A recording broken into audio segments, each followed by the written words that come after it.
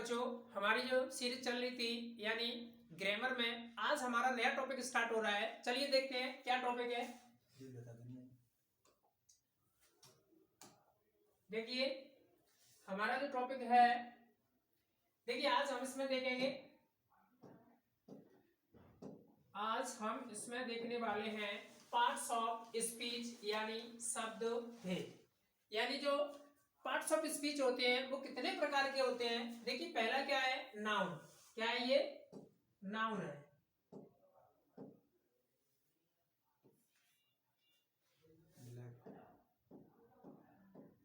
ये जो parts of speech है,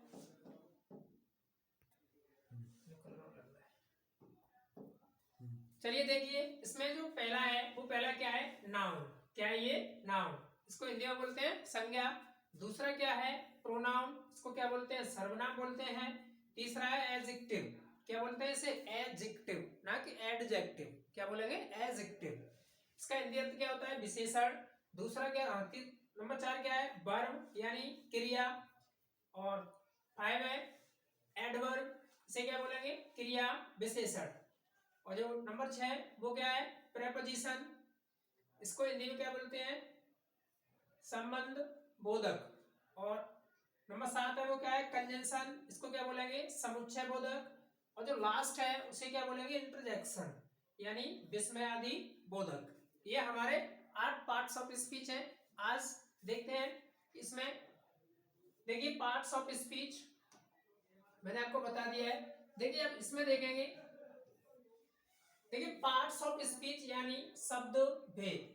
अब देखेंगे क्या होता है, इसकी जो डेफिनेशन होती है वो देखते हैं। देखिए प्रत्येक वाक्य में प्रत्येक शब्द का शब्द का कार्य अलग अलग होता है। क्या होता है? अलग अलग होता है। इस कार्य के अनुसार शब्दों को 8 भागों में विभक्त कर किया जाता है, जिन्हें पार्ट्स ऑफ स्पीच कहते हैं। ये आपके पार्ट्स ऑफ स्पीच की डेफिनेशन होती है। अगर आपसे कोई भी पूछे तो आप इस तरीके से डेफिनेशन बता सकते हो। चलिए नेक्स्ट देखते हैं।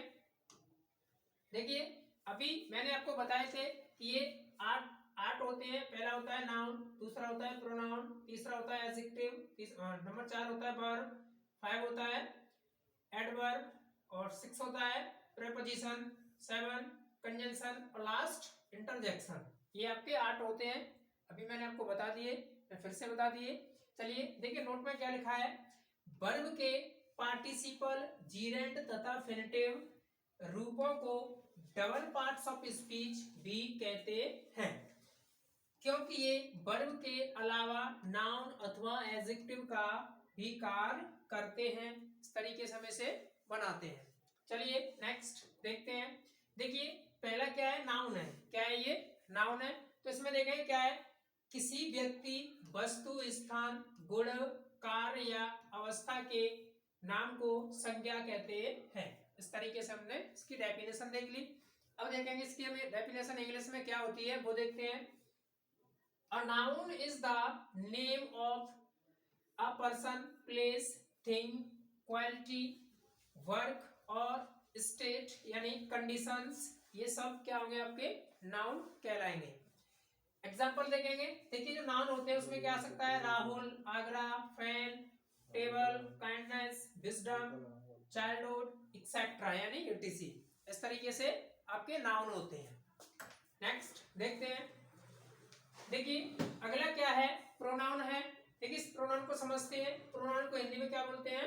सर्वनाम बोलते हैं। क्या बोलते हैं? सर्वनाम। देखिए वे शब्द जो संज्ञा के स्थान पर प्रयोग किए जाते हैं सर्वनाम कहलाते हैं। इसकी डेफिनेशन होती है वो इंग्लिश में भी देखेंगे। देखिए pronoun is a word which is used in a place of a noun, यानी वह शब्द जो संज्ञा के स्थान पर प्रयोग किया जाता है वो क्या कहलाता है? प्रोनाउन कहलाता है। जैसे देखिए दे, sorry he, C, I, they, you, और भी बहुत होते हैं जो आपके प्रोनाउन में यूज होते हैं। जैसे मैंने बोला, देखिए मोहन वेंट टू मार्केट अभी ये वाला एग्जांपल है, तो इसमें देखिए मोहन क्या हो गया आपका, नाउन हो गया। अब आगे लिखा है ही बॉट 2 kg मैंगोस, यानी उसने 2 किलो आम खरीदे। तो यहाँ पर जो ही आया है वो इस नाउन के स्थान पर ही तो आया है, इस जगह पर ही। इस तरीके से ये क्या हो जाएगा आपका, प्रोनाउन हो जाएगा, और ये क्या हो जाएगा, नाउन हो जाएगा। चलिए नेक्स्ट देखते हैं। देखिए नेक्स्ट क्या है, एडजेक्टिव, यानी नंबर 3 क्या है, एडजेक्टिव यानी विशेषण। क्या है ये, विशेषण। तो देखेंगे विशेषण वे शब्द हैं जो संज्ञा या सर्वनाम की विशेषता बताते हैं, यानी संज्ञा या सर्वनाम की क्या बताएंगे, वो विशेषता बताएंगे। तो वो आपके क्या कहलाएंगे, एडजेक्टिव कहलाएंगे। देखिए किस तरीके से, देखिए इसकी इंग्लिश में डेफिनेशन क्या होती है, एडजेक्टिव इज अ वर्ड, या आप इसको ऐसे बोल सकते हैं, एन एडजेक्टिव। क्या बोल सकते हैं, an adjective is a word which describes or modifies a noun or pronoun, यानी नाउन और प्रोनाउन की विशेषता बताता है, वो क्या कहलाता है, एडजेक्टिव कहलाता है। जैसे देखिए एग्जांपल क्या है, पूजा इज अ ब्यूटीफुल गर्ल। तो बताइए इसमें एडजेक्टिव क्या होगा, देखिए इसमें एडजेक्टिव क्या होगा, ब्यूटीफुल, क्योंकि यहाँ पर ये जो नाउन है वो गर्ल है और गर्ल की विशेषता बता रहा है, इसलिए ये एडजेक्टिव हो जाएगा। आगे देखिए रागिनी ड्रिंक्स कोल्ड वाटर, क्या है ये, रागिनी ड्रिंक्स कोल्ड वाटर। तो इसमें ये जो कोल्ड है वो कोल्ड क्या कर रहा है, इस वाटर की क्या बता रहा है, विशेषता बता रहा है। तो ये क्या हो जाएगा आपका, नाउन होगा, सॉरी एडजेक्टिव हो जाएगा। चलिए नेक्स्ट देखते हैं। देखिए नेक्स्ट क्या है, वर्ब। क्या है ये, वर्ब है। तो देखिए इसे देखते हैं, ये 4 नंबर पे आएगी। वर्ब यानी क्रिया, इसकी जो डेफिनेशन होती है वो देखते हैं।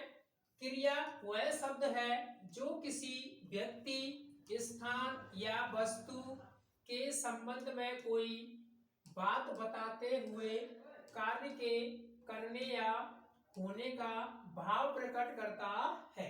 ये आपका क्या कहलाता है, एडवर्ब, सॉरी वर्ब कहलाता है।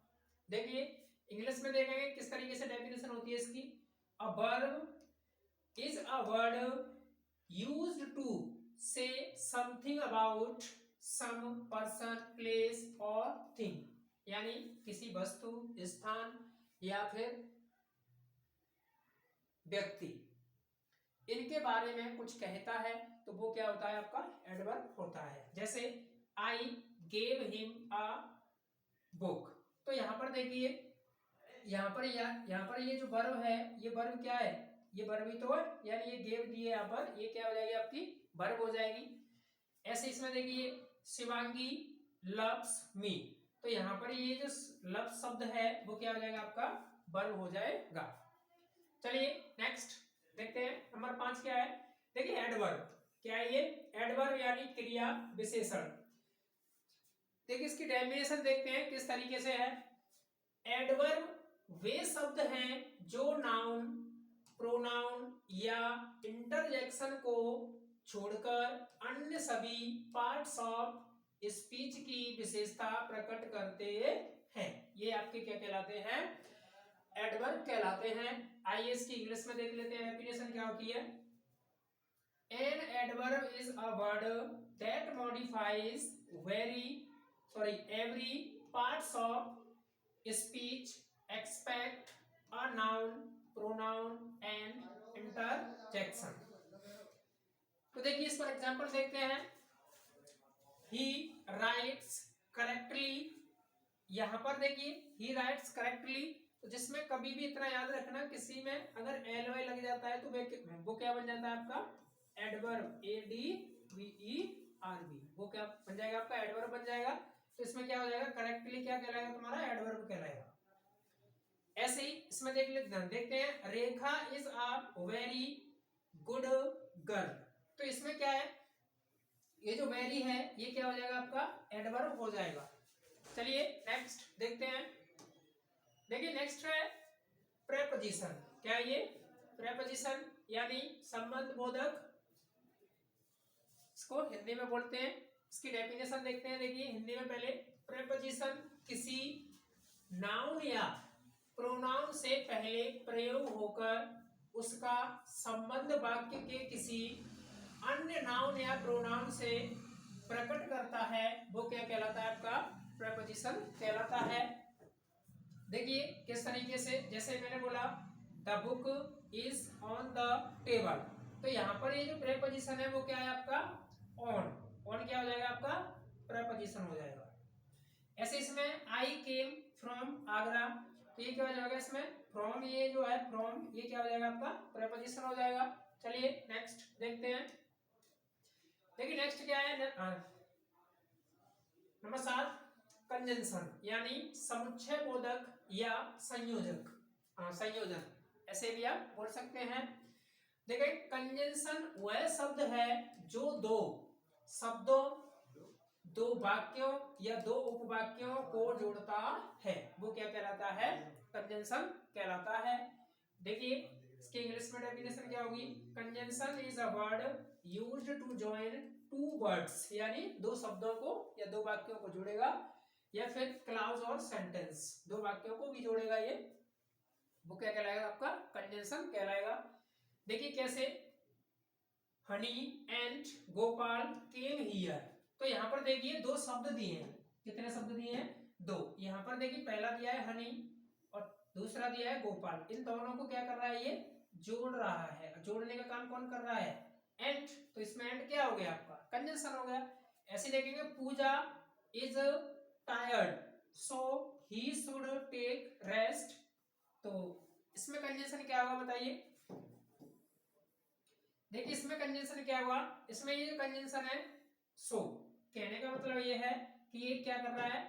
एक तो ये वाला वाक्य हो गया, ये वाला वाक्य हो गया, इन दोनों वाक्यों को जोड़ने का काम कौन कर रहा है? सो, तो सो क्या हो जाएगा आपका? कंजंक्शन हो जाएगा। चलिए नेक्स्ट देखते हैं। देखिए नेक्स्ट क्या है? नंबर 8, इंटरजेक्शन यानी विस्मयादि बोधक से भी देखते हैं। देखिए इंटरजेक्शन वे शब्द हैं जो हृदय में अचानक उठने वाले भावों को यह प्रकट करे, जैसे दुख, विस्मय, क्रोध, आश्चर्य इत्यादि। इन सभी को क्या करता है वो? अगर इस तरीके से चीजें दी गई होंगी तो वो क्या कहलाएगा? आपका इंटरजेक्शन कहलाएगा। यानी अचानक से कोई भी भाव उठे, गुस्सा भी हो सकता है, हैप्पीनेस भी हो सकती है, आश्चर्य भी हो सकता है, बहुत सारी चीजें हो सकती हैं। देखिए इसकी इंग्लिश में देखेंगे, interjection is a word which express some sudden feelings और इमोशंस, ये आपका इंग्लिश में हो जाएगा। देखिए एग्जांपल देखते हैं। अलास ही इज डेड, दुख है कि वो है मर गया, तो यहाँ पर क्या हो जाएगा? देखिए अलास क्या आ जाएगा? आपका इंटरजेक्शन हो जाएगा। ऐसे देखिए hurrah we have won the match, तो इसमें क्या हो जाएगा? आपका कंजंक्शन, सॉरी इंटरजेक्शन क्या हो जाएगा? ये आपका इंटरजेक्शन है हुर्रा। अब देखिए हाउ ब्यूटीफुल सी इज, तो बताइए इसमें आप जिसमें इंटरजेक्शन क्या हुआ? देखिए इसमें हाउ, ये जो हाउ है ये आपका क्या हो जाएगा? इसमें इंटरजेक्शन हो जाएगा। इस तरीके से आज हमने पार्ट्स ऑफ स्पीच किए। अगर हमारी वीडियो अच्छी लगी हो तो उसे लाइक करें, सब्सक्राइब करें, ज्यादा से ज्यादा शेयर करें। Thanks for watching.